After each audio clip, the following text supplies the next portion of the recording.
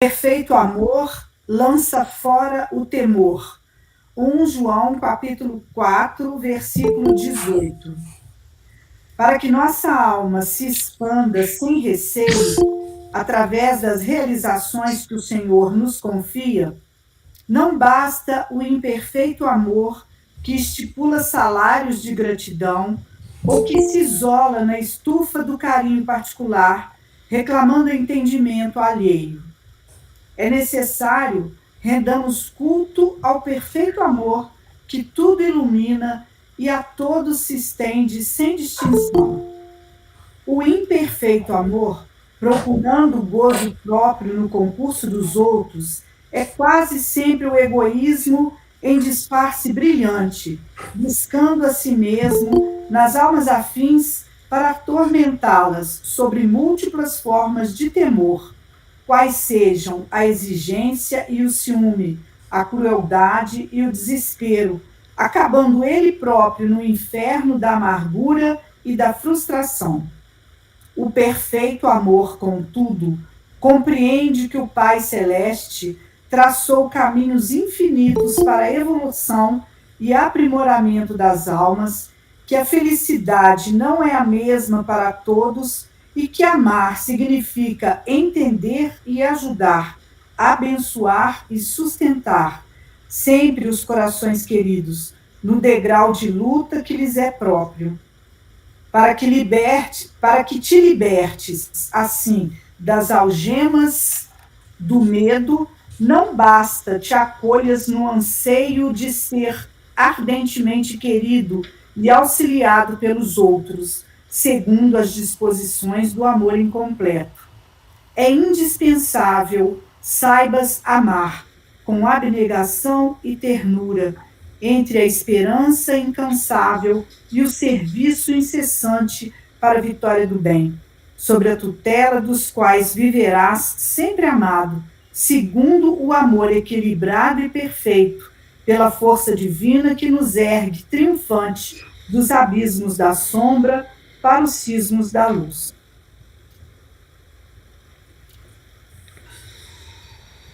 Amigo e mestre Jesus, espiritualidade que nos acompanha, mais uma vez é com muita gratidão que nos encontramos aqui reunidos na noite de hoje para estudarmos as cartas de Paulo, recados que ecoam por todos os tempos e chegam até nós nesse instante em que estamos nos preparando para chegarmos mais perto da realidade das palavras do Cristo.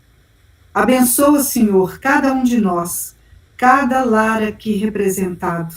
Abençoa aqueles que não puderam comparecer na noite de hoje. Abençoa em especial, Senhor, os nossos irmãos que partiram dessa vida pelas portas da autodestruição. Estamos nesse mês comemorando o Setembro Amarelo, dedicado a esses irmãos, dedicados também àqueles que porventura possam ter pensamentos menos saudáveis, pensamentos de se autodestruírem. Que Maria de Nazaré possa envolver a cada um deles e que de cada um de nós seja retirado as vibrações necessárias para ajudar a equipe de Epaminondas de Vigo nesse trabalho maravilhoso que eles fazem. Abençoa-nos, Senhor, o estudo da noite e que possamos apreender a lição e colocá-las em prática no nosso dia a dia. Querido Jesus, continue a ser o farol que ilumina a nossa caminhada, hoje e para todo sempre. Que assim seja. Que assim seja. Assim seja. Muito bem. Oficialmente, boa noite para todos os estudantes paulinos, né? Aqueles que estão vindo pela primeira vez, sejam todos bem-vindos.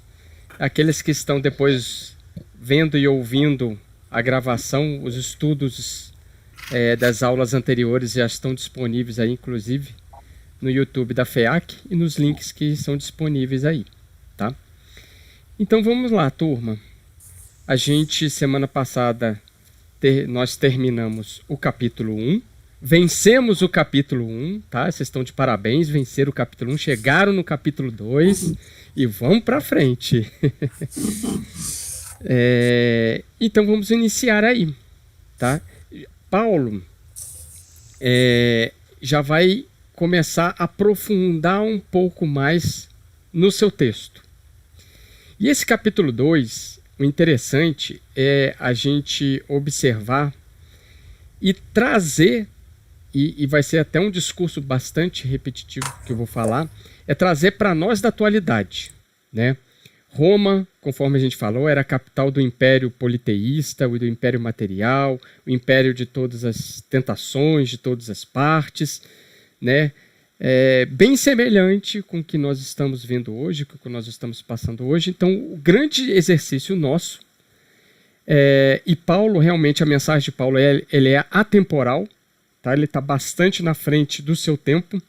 Muitas coisas que ele diz, a doutrina espírita depois veio corroborar. Então, o exercício é toda vez que ele falar de judeus, falar dos cristãos, somos nós, os judeus a gente pode falar que são os espíritas, então esse é o grande exercício nosso para que a gente possa retirar conteúdo espiritual para as nossas vidas, para a mudança dos nossos comportamentos. Então vamos lá adentrar o texto. Versículo 1. Por isso és inexcusável, ó homem, quem quer que sejas, que te arvoras em juiz, porque, julgando a outrem, condenas a ti mesmo, pois praticas as mesmas coisas tu que julgas. Então, o princípio que Paulo começa a lançar aqui no versículo 1, ele está se dirigindo particularmente aos judeus, tá? Embora lá no 17º versículo, ele vai abrir esse leque aí, tá? Só que são os judeus que seguem o Cristo, tá, gente?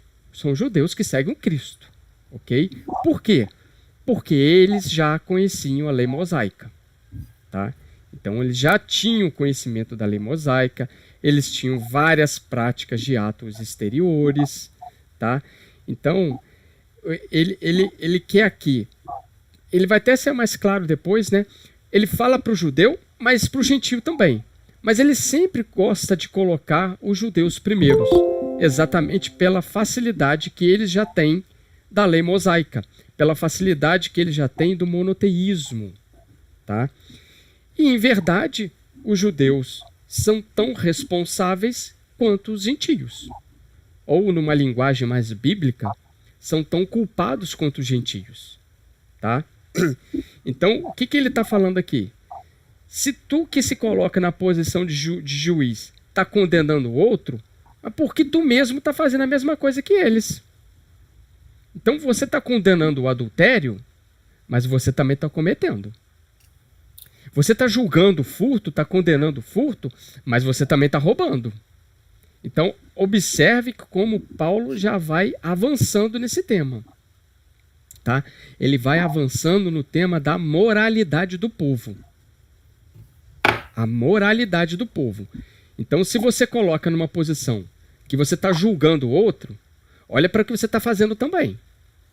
Porque você está cometendo o mesmo erro. É a moralidade. Tá? Então, o que os judeus achavam? O que os judeus pensavam? Eles achavam que pelo fato deles conhecerem a Torá, de fato, vamos dizer assim, de eles serem os preferidos de Deus, os erros deles não eram percebidos ou não eram julgados por Deus. Eles achavam isso, tá? Eles achavam que isso. Então, eles achavam que eles eram os senhores do julgamento. Então, que eles podiam fazer e eles podiam falar e fazer ao contrário. Que isso seria levado em conta depois, no dia do juízo, que é um tema até que Paulo vai trabalhar aqui também, mais para frente. É o que a gente usa muito na doutrina espírita, né? Pois é. Né? O que a gente precisa fazer é aproximar, né? Eu falo isso sempre, aquilo que a gente fala daquilo que a gente faz. Perfeito, é isso aí. Porque a gente fazer uma palestra, fazer um estudo, é tudo muito bonito. Mas a sua atitude no dia a dia é que vai contar na hora, vamos entre aspas, lá do juízo final. Né? Que vai contar Depois do desencarne, a gente vê nas obras de Filomeno um monte de espírita procurando, batendo lá na porta dos hospitais Pois que é. foram criados para recolher nós que falimos nessa parte. Né? Ô Sidney, no Evangelho segundo o Espiritismo, lá no início, tem um índice de referências bíblicas. Lá a gente encontra em Romanos 2, versículo 1, ele vai falar do capítulo 10 do Evangelho segundo o Espiritismo. Amar ao próximo. O argueiro, os que são misericordiosos. Isso. O argueiro e a trave no olho, né? E no item 10, ele fala exatamente essa questão. Uma das insensatezes da humanidade consiste em vermos o mal de outrem antes de vermos o mal que está em nós. Para julgar-se a si mesmo, fora preciso que o homem pudesse ver seu interior num espelho, pudesse, de certo modo, transportar-se para fora de si próprio, considerar-se como outra pessoa e perguntar: que pensaria eu se visse alguém fazer o que faço? E aí ele vai discorrer tudo isso. Vale a pena ver o item 10 do capítulo 10º do Evangelho segundo o Espiritismo. É exatamente esse versículo 1. Fala de novo, Jane. Capítulo 10. Capítulo 10, Evangelho segundo o Espiritismo, item 10. Item 10. Isso. O argueiro e a trave no olho. A referência do Novo Testamento é Mateus 7. Mas como isso aí bate com o versículo de Paulo, lá nas referências bíblicas no início do Evangelho está lá, Romanos 2, versículo 1. Ótimo. Muito bom, Jane. Muito bom. Então, só para vocês verem como Paulo ele conseguiu captar a essência da mensagem de Jesus. Como Paulo conseguiu penetrar nisso aí. Porque tudo que ele está falando está em consonância com a mensagem que Jesus deixou. E além do mais, gente, vocês têm que atentar no livro Paulo Estevão que as próprias cartas foram inspiradas pelo mestre, passando por Estevão, chegando até Paulo. Então, olha só, o Evangelho segundo o Espiritismo citando Romanos capítulo 12, versículo 2, versículo 1 e 2. Então, é exatamente o que o povo judeu fazia e é exatamente o que nós fazemos hoje. Por isso que a gente tem que pegar e aproximar mais daquilo que eu falo, daquilo que eu ouço, para aquilo que eu falo, para aquilo que eu faço, das minhas obras. Né? Presta bastante atenção em Paulo. Versículo 2. Sabemos... Sim. Pode falar, Ângela. Tem também João, né? João 8, 7 vai falar da mulher adúltera. Ah, tá. Boa. João, fala de novo pra gente, Ângela. João 8, 7. Verso 7. A mulher adúltera, né? Eles querendo apedrejar ela, né? Aquele que não tiver pecado... Ele fala, né? Atire a primeira pedra. Mais uma referência desse versículo de Paulo aí. Tá? Muito bem, Ângela. Obrigado. Versículo 2. Sabemos que o julgamento de Deus se exerce segundo a verdade contra aqueles que praticam tais ações. Gente, o que é o julgamento de Deus? O que seria aqui o julgamento de Deus? Quem arrisca? São as leis divinas escritas na nossa consciência. Exatamente. Anota aí, questão 621 de O Livro dos Espíritos, onde está escrita a lei de Deus. É a consciência. Julgamento de Deus. Por que é o julgamento de Deus? Quando você está numa fase e você faz alguma coisa errada ou fala alguma coisa errada, o que acontece às vezes logo depois? Opa, não foi legal isso aí.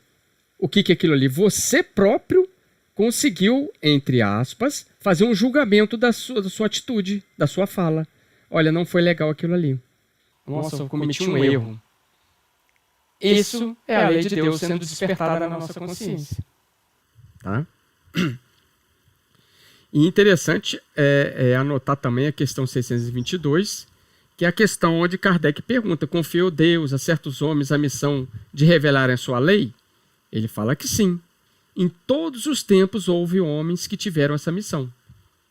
Então, sempre nós tivemos missionários que vieram nos mostrar como que se chega nesse julgamento de Deus e nessa lei de Deus. Praticamente todos os profetas já falaram isso, né? Todos os profetas, sem exceções. Todos os profetas antes de Jesus e os missionários aí depois de Jesus. Todos eles. Versículo 3. Ou pensas tu, ó homem, que julgas os que tais ações praticam e tu mesmo as praticas, que escaparás ao julgamento de Deus? Isso é o que eu acabei de falar. Eles julgavam os outros e achavam-os isentos de que nada ia acontecer. Só que o versículo 2 fala: gente, tem o julgamento de Deus, que é superior de vocês. Vocês estão julgando a lei dos homens, só que vocês mesmos estão sendo equivocados. Né? Eles se consideravam privilegiados, né? De tudo.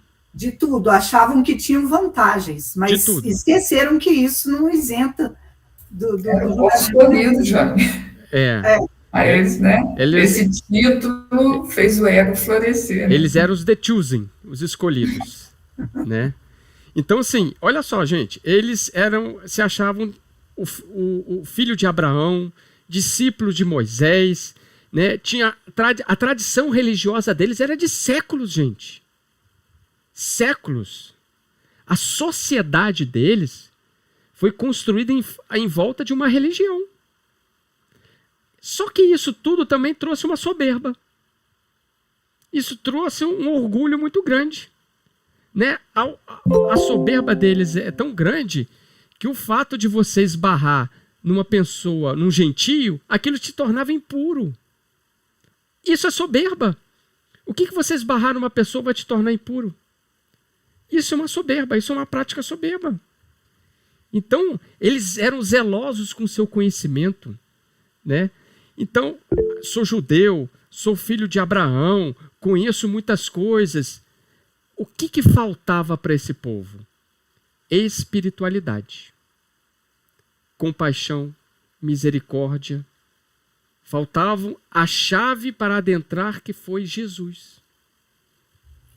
Eles vieram com a responsabilidade de mostrar o Deus único, de mostrar essa condição de monoteísmo, e eles seguraram para eles esse conhecimento, seguraram para eles essas ditas vantagens. O que a gente conversou semana passada, né? Guardaram a verdade. Sim. Esconderam a verdade, né? E o interessante, gente, é que assim, qual é o plano A de Jesus para com aquele povo? É o monoteísmo, é um povo muito zeloso, muito religioso. Viria o Messias, viria o Cristo, eles reconheceriam e espalhariam isso para o mundo todo. Esse é o plano A. Esse é o plano A. Aquela história que a gente ouve sempre nas palestras do senhorzinho humilde, que ficava na rua, que sentava na última cadeira do centro, escutava a palestra, ia embora para casa, naquela humildade toda. Desencarna ele, o palestrante. Chega lá, um tem luz, o outro não tem. Por quê? Porque um falava, o outro fazia. Eu falava, fazia tudo que o senhor falava. Então, é essa mesma história aqui, né? Eles tinham o conhecimento, mas não usavam para si. Para si, para os outros. Né? Quem levantou a mão? O Sanderson, pode falar. Sanderson. E aí, pessoal, tudo bem? A Tuca falou ali, e eu já ia falar uma outra questão próxima do que a Tuca está colocando. Somos nós, trabalhadores, vamos falar da gente, né? Não vamos falar dos outros, não. Que trabalham na promoção social da FEAC. Né? A gente, muitas das vezes, a nossa postura de superioridade frente as pessoas que estão sendo ali, né, atendidas, né, seja na evangelização, no reforço escolar, né, enfim. Eu vejo muito isso, né, eu estou me colocando nessa questão, principalmente, né, são as tarefas que eu estou mais atuante, né, no reforço escolar, né, porque ali são voluntários, né, que vão ensinar matemática, português, geografia, né, que se colocam numa posição superior às crianças, né, mas no sentido de mostrar assim, eu tenho conhecimento, eu estudei nos melhores colégios. Mas aí quando você convida um trabalhador para ser voluntário na evangelização, que requer estudo, né, um estudo mínimo para poder evangelizar os pequenos, a gente vê o desafio que é arrumar um voluntário para evangelizar as crianças, né, desse nosso trabalho, né, de promoção social, que aí já requer uma questão de estudo, e aí vai direto, e é o embate com o ego, né? No reforço escolar não tem esse embate com o ego, né? Ali na evangelização, como requer um estudo, né, eles falam, eu não estou preparado ainda para ser evangelizador, né? É a maioria das desculpas que a gente tem. Justificativa, né? É a justificativa, né? É uma baita lição de humildade pra gente, porque assim, a gente evangelizando, a gente é o primeiro a ganhar também, né? Seria essa aí, mas o pessoal não pensa assim, né? Infelizmente. Mas tá aí o exemplo. Então, assim, voltando, né? Pelo fato deles colocarem esse julgamento, colocarem isso aí, eles não estavam isentos de nada. Absolutamente nada. E, inclusive, eram muito mais responsáveis que os outros. Versículo 4. Ou desprezas a riqueza da sua bondade, paciência, longanimidade, desconhecendo que a benignidade de Deus te convida à conversão? Muito claro isso aqui, né, gente? Isso aqui, ele está falando o seguinte, você está desprezando toda a misericórdia de Deus? Você está desprezando todos esses, vamos dizer assim, os atributos que ele colocou aqui, como bondade, paciência, longanimidade. Aliás, essa longanimidade é um termo que vai aparecer não com muita frequência, mas é bom que a gente fique atento a ele, tá? É bom você passar um lápis aí, um lápis vermelho embaixo daí, que quem quer falar? No dicionário, o significado é grandeza de ânimo. Isso, grandeza. É uma grandeza, é como se fosse assim, uma grandeza de ânimo, de paciência, de bondade. É uma coisa assim, uma virtude, tá, gente? Uma imensa virtude, tá? Uma grande boa vontade, uma grande benevolência. Até ele coloca aqui, tá? Então ele fala assim, Deus te convida à conversão. Está até perguntando, Deus te convida à conversão? É isso que é o contexto que ele está falando aqui. Tá? Em face de tudo aquilo que está fazendo, Deus ainda está te convidando a essa conversão. A essa mudança de pensamentos. Ele está perguntando se ele despreza Se ele despreza, então. Ele despreza o convite. Você está desprezando esse convite? É isso aí, você está perguntando. Parece que é o Paulo dando o exemplo dele próprio, né? Mas isso vai acontecer muito, viu, Joelma? Muitas das coisas ele não fala só, ele exemplifica com a vida dele. Exatamente. E assim, várias partes do texto, em Romanos, a gente vai identificar muita carga de que o próprio Paulo sofreu. E ele está falando com muita propriedade. Quando a irmã Aila fez aquela aula para a gente, lá no sábado, ela falou exatamente isso, que as cartas ele escrevia para os romanos, para os outros, né, todos os povos que ele escreveu, mas primeiro ele escrevia para ele. Era um processo de transformação dele próprio, que ele estava colocando para fora ali, né? Exatamente isso que ela falou. Como ele ditava as cartas, ele falava para ele também, né? O ouvido mais próximo, né? E de experiência própria, né? E de experiência própria, exatamente. E ele emprega uma forma que é assim, como se ele estivesse conversando com alguém mesmo, né? Ele está escrevendo a carta, mas é como se tivesse alguém ali e ele estivesse perguntando, dialogando mesmo com alguém imaginário ali. Tanto é, Jane, que tem alguns comentaristas das cartas de Paulo que eles colocam que a carta aos Romanos foi uma discussão que ele teve com alguém de Roma, um judeu romano, um judeu convertido, e que ele chegou para ele uma carta com alguns dissabores, com alguns questionamentos. Então ele está respondendo esses questionamentos em termos de discussão, mas não é esse, mas não é isso, tá? Exatamente pelo tom que ele dá, pelo tom que ele coloca aqui. Ora, com tua obstinação e com teu coração impenitente, acumulas contra ti um monte de ira no dia da ira em que se revelará o justo julgamento de Deus. Traduzindo para o espiritês, devido à dureza do seu coração, você, com o seu comportamento equivocado, você está acumulando débitos na sua vida. E no dia a sua consciência vai despertar. Ele está falando ali, ó. Despreza. Oh, desculpa, cadê? Com tua obstinação, com teu coração impenitente. A dureza do seu coração. Acumula contra ti um monte de ira. Você está acumulando débito. Por quê? Porque você fala e você não faz. Você julga e comete o mesmo erro. Na Bíblia do Peregrino tem uma explicação interessante sobre esse dia da ira. E fala que os judeus eram o dia do julgamento. Oi? Eu ia perguntar exatamente isso. Que ele fala que é o dia do julgamento definitivo.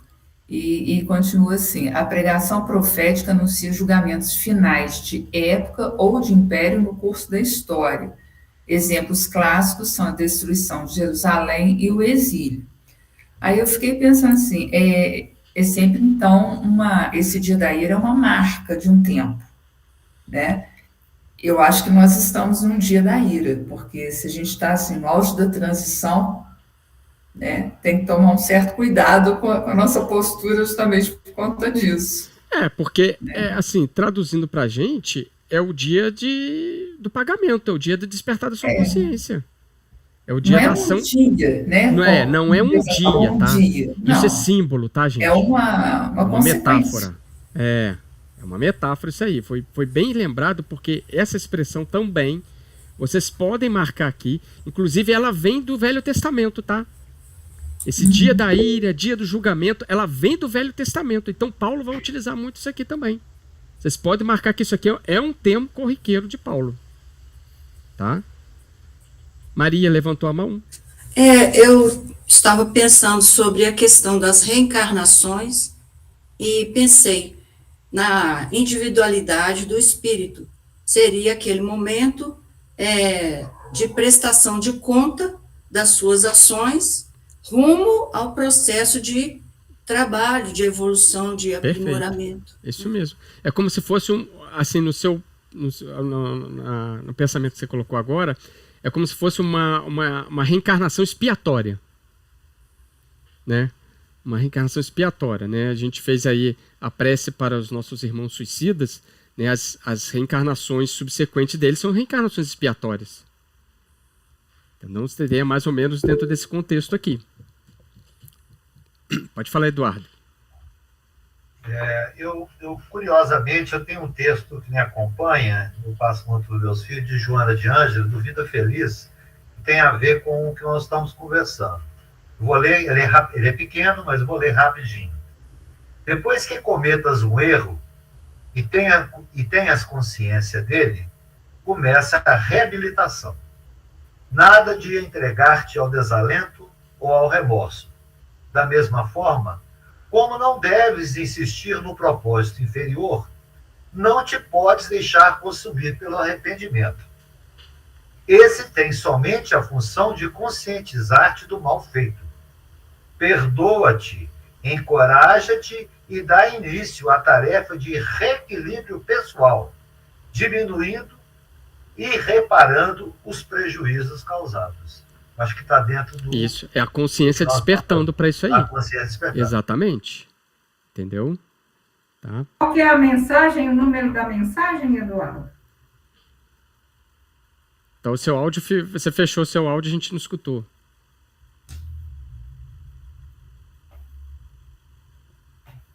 Eu não tenho o número dela, não, porque eu coloquei, foi no celular, eu tirei uma foto. Eu não sei o número dela. Tá, ok. Tá? Mas eu prometo pesquisar aqui no Vida Feliz e põe no grupo, tá ok? Fica de dever de casa aí. Meu para casa vai ser esse. E interessante, gente, que tem um termo aqui assim, acumulas contra ti um monte de ira. Em algumas Bíblias, eu não sei se vocês, acredito que nem todos estão com a BJ aí, em algumas Bíblias a tradução é entesouras contra ti mesmo. E interessante esse termo de entesourar contra ti mesmo, que a gente lembra muito de Jesus. Onde está teu coração, aí está o teu tesouro. Então fica mais fácil a gente interpretar essa fala de Paulo, né? Então é exatamente Paulo está falando isso aí, tá? Coração impenitente, são os débitos acumulados, o resgate que vai vir doloroso. E aí ele continua, tá? No dia da ira em que se revelará o justo julgamento de Deus. Versículo 6. Que retribuirá a cada um segundo suas obras. Isso aqui... Ação e reação. Isso aqui para nós está resolvido, né? Isso aqui, gente, a gente faz uma palestra disso aqui, né? A vida eterna para aquele que pela constância no bem visam a glória, a honra e a incorruptibilidade. A ira e a indignação para os egoístas, rebeldes, a verdades e submissos à injustiça. Obrigado, Júlia, pelo número. A Júlia colocou aí, ó. Eu não vi. Lição número 41. Ótimo. Antes de você pular para o 7, no 6 a gente tem algumas mensagens de Emmanuel. No 6? Tem. Eu coloquei lá. Aqui tá mais embaixo aqui. Deixa eu ver. Deixa eu só falar uma coisinha do 6 aqui, para a gente pular para a mensagem do Emmanuel, senão eu vou perder aqui a linha de raciocínio. Aqui Paulo, né, para concluir o versículo 6, ele mostra o argumento principal de combater as falsas esperanças dos judeus. Tá? Eles, inutilmente, aquilo que a gente está falando, imaginavam que a sua observância da lei isentava a alma deles de qualquer julgamento. Então achava que era só observar e aplicar nos outros que estariam salvos. Tá? Aqui, no versículo 6, ele tira isso aí, ele derruba isso aí. Se lembra quando a gente estudou lá no versículo 1, o justo viverá pela fé? Ok. Ele vai viver pela fé. Mas as suas obras é que irão contar também. E Paulo mais para frente vai até dar uma polêmica quanto fé e obra, tá? Mas a gente não vai colocar agora. Mas as suas obras que vão contar, né? Eu vivo pela fé espírita. Ok, beleza, sou espírita. E aí vem a pergunta, e daí? E aí? Qual que é as obras que você deixou? Eu fiz palestra. O que eu estou fazendo com conhecimento? Porque assim, eu fiz palestra. Fui coordenador de grupo de estudo. Sim, e daí? E aí? O que disso me fez alterar meu comportamento? O que disso eu pude observar que aquilo ali eu tenho uma inclinação má e eu mudei meu comportamento? Tá? O que eu, Sidney, fiz da minha fé espírita? O justo vive pela fé. Nota 10. Mas o injusto também vive pela fé. O injusto vive pela fé dele, pelo credo dele. O ateu vive pela fé. Eu não acredito em nada. É a fé dele. E ele pode ter muito mais obra do que eu. Ele pode ter muito mais obra que eu. Né? Então, assim, o que vai ser levado em conta é o que nós deixamos. É o que nós nos transformamos. É o quanto nós entramos nessa encarnação e o quanto que eu melhorei até a minha saída. Vamos dizer assim, na linguagem que a gente acabou de ver. Até o meu dia do juízo. Né? Por quê? Cada um tem sua fé. Mas a religião do futuro será aquela que mais homens de bem fará. A gente vai ver isso bem explicado lá no Céu e Inferno, na primeira parte, lá no capítulo 5, item 4. Que vai falar exatamente das obras, né? De cada um segundo suas obras. Exatamente. Fala de novo aí, Tuca. Céu e Inferno, primeira parte, capítulo 5, item 4. Tem 4. E aí a gente tem um Emmanuel, tá, que vem nos ajudar a esclarecer um pouquinho esse ponto aí. Eu mandei, inclusive, no grupo lá a mensagem. Agora eu perdi aqui. É a palavra de vida eterna, né? De acordo. Isso. Faço um monte de anotação, depois me perco aí. Então, Emmanuel nos ajuda a entender um pouco esse versículo 6. Tá? É uma mensagem, inclusive, pequenininha. Tá? Palavras de vida eterna. Palavras de vida eterna, isso. Mensagem 101. 101. De acordo.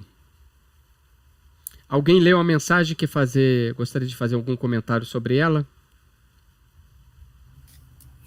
Eu marquei aqui o primeiro e o último parágrafo. Também. O primeiro, expressando aí a lei de causa e efeito, né? A vida, exprimindo os desígnios do Criador, assumirá para contigo atitudes adequadas às atitudes que assumes para com ela.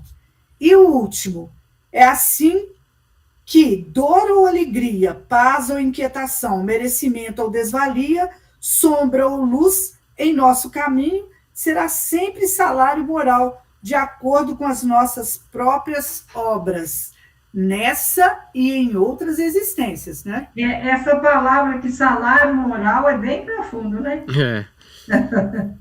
Mas foi o que Paulo está falando. É o que Paulo está falando aqui.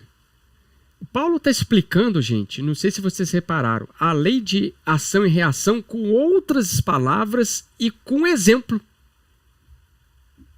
Você não vai encontrar aqui ação e reação, causa e efeito, mas o que ele está falando aqui é isso aí. Ele está te usando o exemplo do próprio povo. Do próprio povo. Ele vai ticando um por um a honra, né, a dignidade, a experiência, um por um. Ele vai ticando aí em cada item. Sim. Nesse livro aqui do Paulo, tem mais umas 5 mensagens referentes a esse 2,6. Sim. Tá? Inclusive, tem mensagens grandes, até mensagens bonitas, mas bem grandes. Essa segunda mensagem que tem aí, as 3 escolhas, é muito boa. Muito legal. Uhum. E tem também uma que eu achei, ela também é grande, mas o final dela arremata todas as outras. Posso ler? Qual que é? Esperança e luz ou Não, reações. Anotações espíritas? Reações. Ah, tá, reações, achei. No último parágrafo. Olha que interessante. De qual livro, Maria? É o Reformador. Aqui está no Reformador. Está no Reformador, mas eu tenho esse das cartas, então eu pego todos. Então, aqui diz, afirma a Divina Escritura, que a cada um será dado por suas obras, o que, no fundo, equivale a dizer-se que as reações dos homens perante a vida é que decidirão sobre o destino de cada um. Ótimo, excelente. Achei esse fabuloso. Muito bom. Né? E o resumo do Paulo aqui, desses 2 versículos, o 6 e o 7, a gente poderia colocar assim, olha, até usando a linguagem que ele colocou, né? A prática do bem é a única condição para a vida eterna. É a única condição para você ter vida. Resumindo o 6 e o 7. Fabrício? Só fazer um comentário, que às vezes a gente coloca muitas dessas questões apenas na parte espiritual. Mas quando Emmanuel coloca essa questão de honrar, né, os nossos... como é que ele coloca aqui? Na mensagem? Honrar os títulos? Isso, honrar os títulos. A gente tem que colocar também essas questões no nosso dia a dia, desde na nossa área profissional, na nossa área afetiva, quando a gente está no relacionamento. Quer dizer, a gente leva essas informações muito para a nossa vida com essa questão espiritual, né, esse conhecimento. Então, eu falo isso muito por conta dos meus pacientes. Eles são eternos professores também, né, porque às vezes a gente precisa honrar aqueles nossos conhecimentos E ali também é uma oportunidade para a gente poder trabalhar essa honra daquilo que nos foi dado ali. Né? Esse talento, né? Exatamente. Essa congruência aí dessas informações, eu acredito que a gente possa tirar isso de proveito para todas as áreas da vida também. Né? Lógico, muito bem, muito bem. Até porque... Esse é o nosso desafio. Porque né? assim, você é espírita só no centro espírita, né? Você é espírita onde você estiver. E muitas vezes, né, a espiritualidade amiga vai nos utilizar em algum momento, em alguma coisa, de alguém que está precisando de uma ajuda ali. A gente conhece de mediunidade, a gente conhece de intuições. Então, assim, muitas vezes os espíritos vão canalizar para alguém alguma coisa que está precisando ali. E o que a gente faz disso aí? É uma questão interessante essa levantada por Fabrício aí. Né? A questão da gente, o que eu faço do meu conhecimento, que é o talento. Né? Porque assim, o que eles fazem, igual o exemplo que o Paulo está dando ali, o talento dele, né? Aqueles que estão julgando, eles gostam de aplicar só nos outros. A sua vida particular não. Está isento. Então é uma questão muito boa para a gente poder fazer uma reflexão. Muito boa. Sidney, Sim. nessa mensagem que a Maria citou, reações, o penúltimo parágrafo tem algo que eu acho dificílimo. No meio fala os supostos bens e males do mundo se expressam por material didático. Né? É muito difícil para a gente encarar isso aí. Né?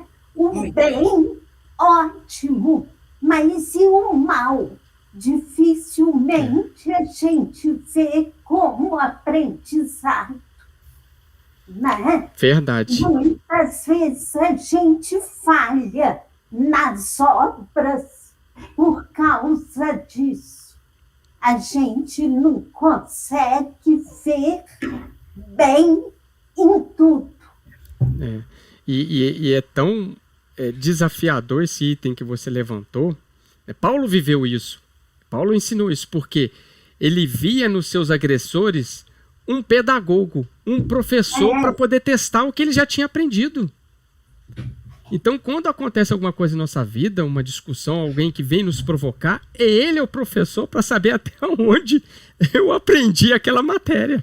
A matéria da paciência, do perdão, da tolerância, da benevolência, da indulgência. Ele é o nosso professor. Né? Porque assim, a gente está aqui todo mundo do bem, mas é aquele que, né, quer nos mal, aquele que no trabalho quer te provocar, quer fazer você comprar briga com ele.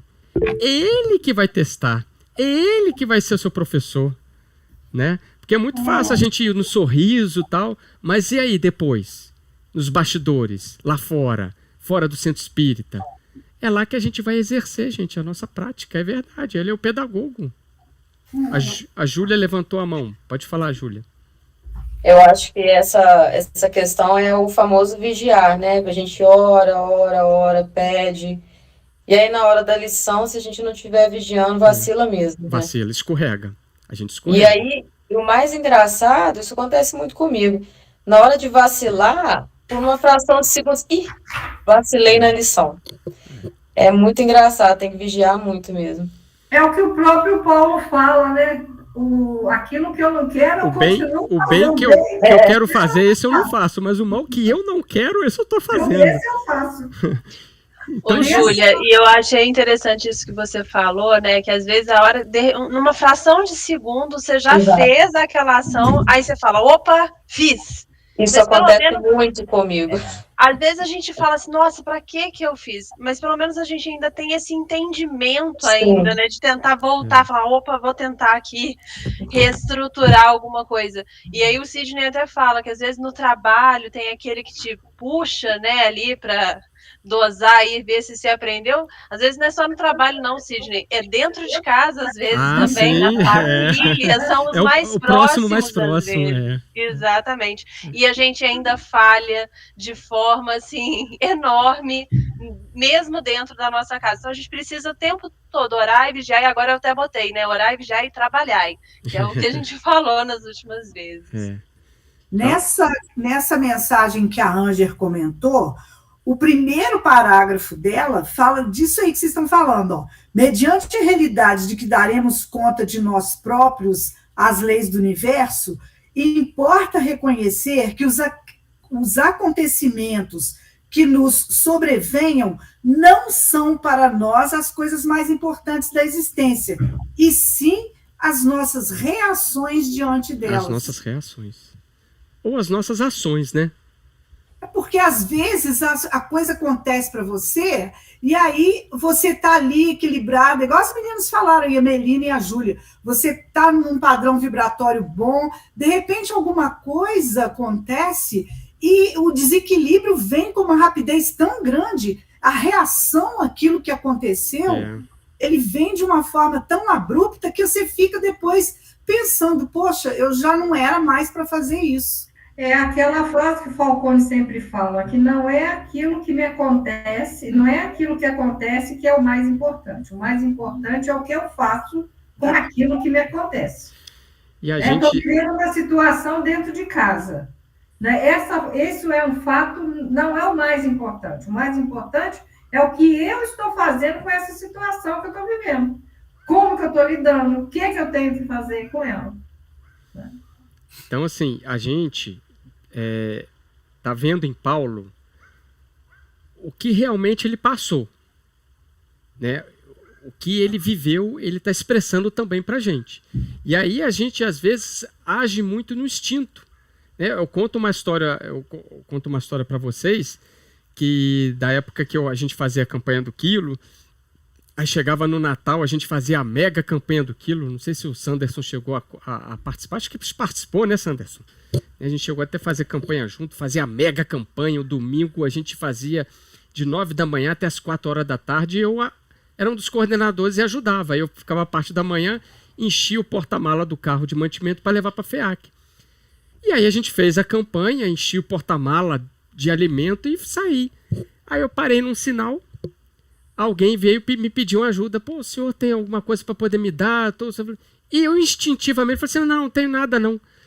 Parti o carro, falei, gente, eu tô com um porta-mala cheio de alimento, de arroz, macarrão, e eu neguei para essa pessoa.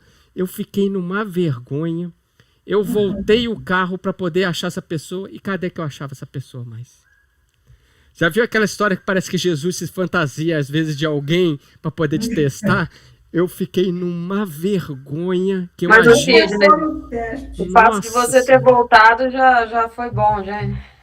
Mas eu já dei uma escorregada ali, mas foi lição aprendida. Sim, com certeza. Mas eu penso também, né, que às vezes a gente, né, falando um pouco de mim, a gente pensa por estar na linha de frente, né, igual muitos de nós aqui, né, o Sidney, a Tuca, a Jane, né, está na linha de frente de algumas tarefas da FEAC, né, não estou falando aqui, né, enfim, só para Não estamos falando que somos os judeus que aplicam as leis, né? A gente se acha blindado, né, blindado e que já estamos prontos, né, para algumas questões nós já estamos prontos, né? E na hora do testemunho ali a gente vê que não. E aí me faz lembrar de um estudo da irmã Ila, que eu gosto muito de ver o material da irmã Ila, que ela fala da Teresa de Jesus, né? A Teresa d'Ávila, que ela conta um momento, né? Que um tempo muito chuvoso, né? Que a Teresa d'Ávila ela cai numa poça d'água, né? E que ela tem a visão de Jesus ali, né? Eu conheço essa história. E que Jesus conversa com ela ali em pensamento, né? E Jesus vira para ela e fala assim, né? Ela caída ali na poça né, d'água ali, de lama ali, né? E Jesus vira para ela e fala, né? viu como eu trato, né, os meus amigos? E ela responde, ele em pensamento. É por isso que o senhor tem tão poucos amigos, né? Ou seja, né, não tem privilégio, né? A gente Não volta tem naquela privilégio. questão, né? Por a gente estar na linha de frente, né, não tem privilégios. Às vezes a gente acha que tem privilégios ali, que está blindado, que a gente vai, né, o que vier a acontecer, o que for acontecer com a gente vai estar preparado. Não, a gente percebe, né, que a gente fica vulnerável, né, quando o ente querido nosso, ele parte, alguma dificuldade no trabalho, na nossa profissão, né, de repente a gente fica vulnerável, a gente não sabe lidar, o arsenal que eu tenho, né, a faculdade que eu venho fazendo na FEAC, né, como grupo jovem durante muito tempo, na mediunidade há algum tempo, agora com o trabalho, né, da evangelização, né, eu tenho um arsenal de material para me auxiliar nos meus desafios. E mesmo assim, eu não consigo utilizar quase que nada, praticamente, se for analisar bem, né? E eu achando, né, que eu estou bem, que eu estou preparado, mas a gente vê o quanto a gente ainda é vulnerável. O Fabrício, pode falar. É interessante que eu trabalho com algumas ciências integrativas, né, a nova medicina alemã, osteopatia, e a gente começa a olhar o paciente de uma forma muito complexa, né, desde a sua parte biológica, psicobiológica, emocional, física, e às vezes a gente adentra tanto que a gente se perde um pouco, e aí a gente tem que voltar lá nas leis, nas origens dessa ciência. Então, eu estou falando isso porque muitas vezes no nosso dia a dia a gente vai ter que buscar o quê? O nosso modelo, Jesus. O que Jesus faria nessa situação? E Jesus veio, na minha concepção, simplificar a parte espiritual. Né? Então, ele já colocou que o menor aqui será o maior lá. Então, ele dando que se recebe. Né? Então, ele quis mudar os paradigmas daquela sociedade que era tão injusta, material, né? Tão... exato. E estava distorcendo aqueles valores. Então, como o Sanderson colocou, muitas vezes nós estamos em algumas situações da vida, né, em que a gente precisa honrar elas, respeitar elas, como Emmanuel coloca, mas a gente precisa ter uma responsabilidade de sempre olhar para o modelo de Jesus. Uhum. E tinha uma autoridade, mas não tinha um autoritarismo. Por isso que ele fez o quê? Ele lavou os pés dos discípulos, tá? Aquela máxima da humildade, para entender o quê? Que existem os valores, né? Existem aquelas leis que precisam ser aplicadas, mas a gente não pode esquecer desse amor, dessa humildade que ele veio, né, Lógico. Nos trazer. Lógico. Muito bem, isso mesmo. Isso mesmo. E que Paulo trilha esse caminho, né? Exato. Mas sabe, deixa eu pegar aí um gancho aí do Fabrício aí, que eu achei muito interessante. Isso é fato que a gente precisa de caminhar muito, melhorar muito, né? Eu costumo dizer para as pessoas que são mais próximas de mim, que quando fala que você é espírita, o cara já acha logo que você é médio, né? Que você recebe isso, né? Que você vê espírito, né? Fala, eu não enxergo um palmo na frente do meu nariz, não sei nada. Eu apenas sou um cara muito intuitivo, creio eu. Eu tenho umas intuições às vezes. Mas a gente tem que também levar em consideração que pelo menos, nós que estávamos ou estamos, minha mãe falava isso, né, quando enrolava a criança, né, o bebê, era no cueiro, eu nem sei se isso existe mais, né, porque parece que eu tenho uma neta, mas eu acho que não enrola no cueiro. Né? A gente está de fralda, caminhando, mas a gente já está desperto para isso, motivo pelo qual nós já estamos estudando, né? Estamos aqui nesse grupo estudando. Eu acho que, assim, um milésimo, 1 milhão, umzinho, nós já melhoramos do que éramos. Eu né? acredito. Isso é fato. Mais ou menos assim, falando a grosso modo, né? Quando você chuta a quina da mesa, né? Você logo... Bom, eles falaram de mim, você logo soltava um palavrão, né?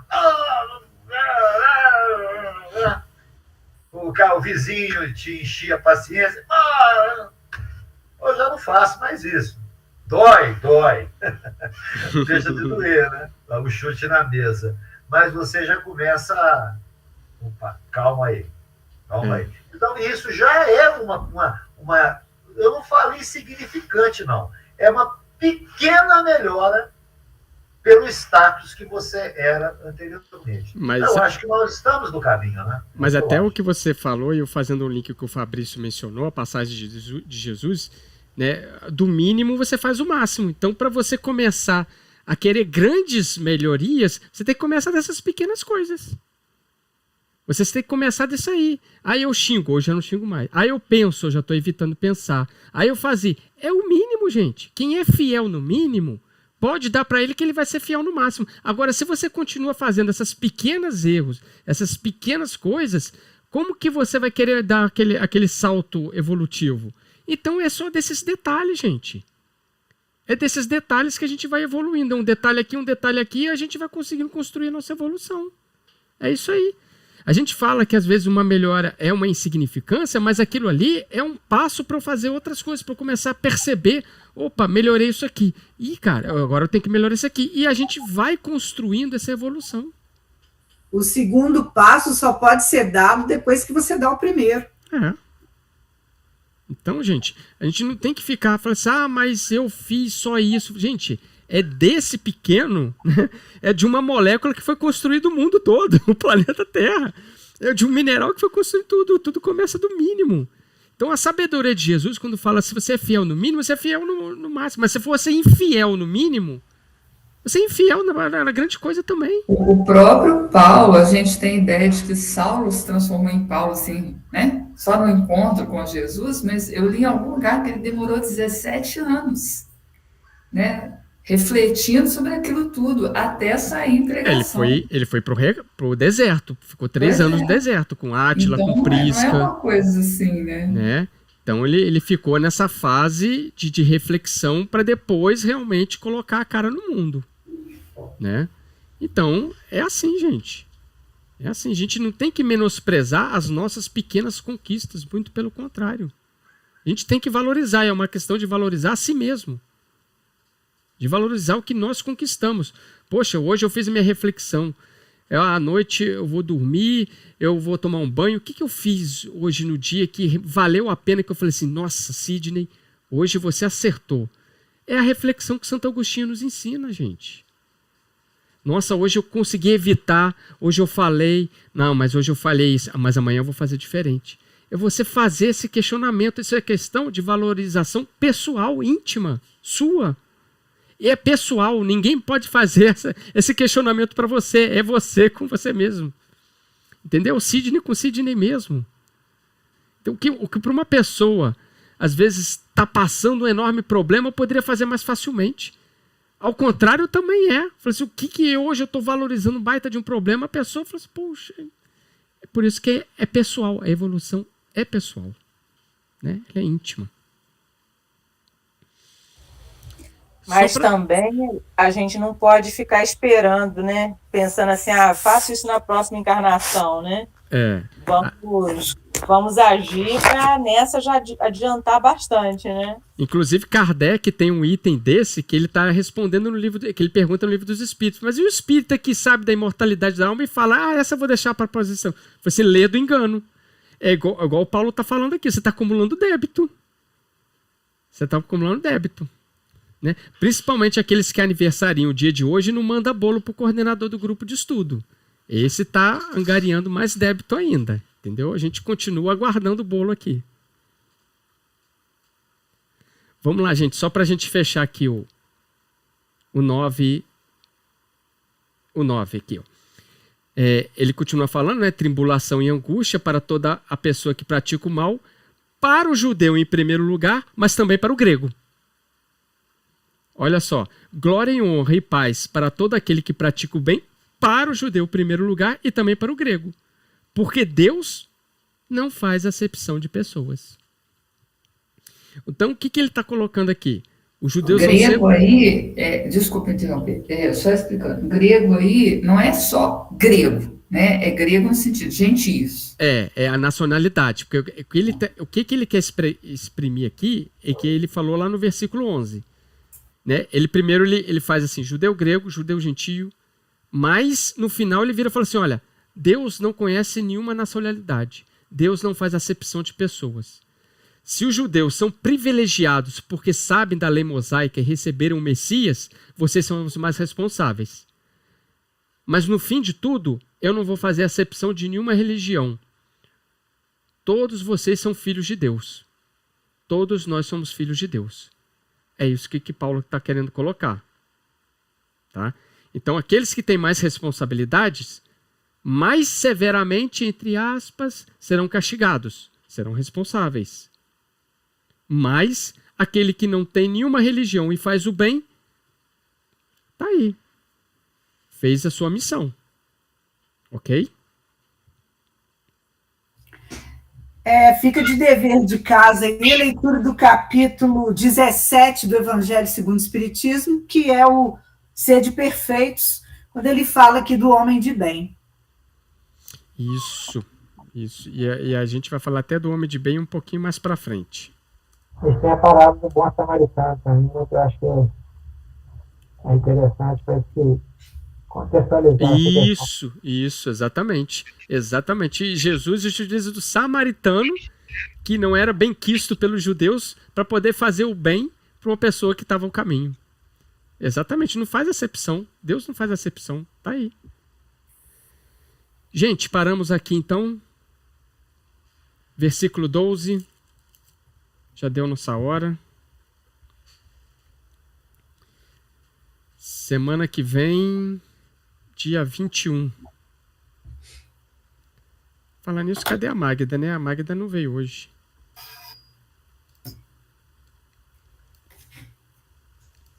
Mas o Sidney... A Magda hoje está praticando o evangelho.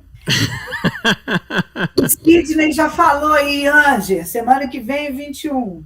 21/9. Anota aí. Ok, gente? Muito bom a participação de vocês hoje. O grupo é assim mesmo, é participativo. A gente vai colocando dentro do que a gente está vendo em Paulo, nos conceitos de Jesus, nos conceitos da doutrina espírita. E é assim mesmo que a gente vai evoluindo nos estudos. Ok? Então, já demos a hora, vamos fazer a nossa prece final. Só para deixar também aí de dever de casa, no 2:10, no Emmanuel tem uma mensagem que é do caminho, verdade e vida, que a gente pode começar por ela ou... É no 2:10 ou no 2:12 que tem? No 2:10. Tá. Então eu anotei errado aqui, eu achei que era no 12. Eu ponho no grupo lá depois a mensagem. Tá? Ok? Vamos fazer a nossa prece de encerramento, então. Amigo e mestre Jesus, é com muita gratidão que aqui estamos nessa noite de quarta-feira, estudando as cartas de Paulo, para que através dela possamos colocar cada vez os teus ensinamentos em prática. Agradecemos os amigos espirituais, os verdadeiros coordenadores desse grupo, que passaram em cada lar, em cada casa, nos dando paz e fluidificando a nossa água, o nosso ambiente, para que, conforme foi falado aqui, respeitamos, toleramos e amamos o próximo, que é dentro do nosso lar. Agradecemos a tua compaixão e tua misericórdia para conosco.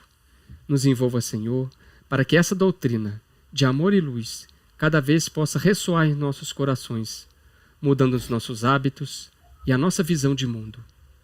Muito obrigado a Deus, que nos concede a todos os dias as oportunidades de sermos melhores e maiores perante a Ti. Agradecemos mais uma vez a Ti, Jesus, pelo ensino e pelo amor. Obrigado por tudo e que assim seja. Que assim seja. Ô, Jane, a Magda fez falta.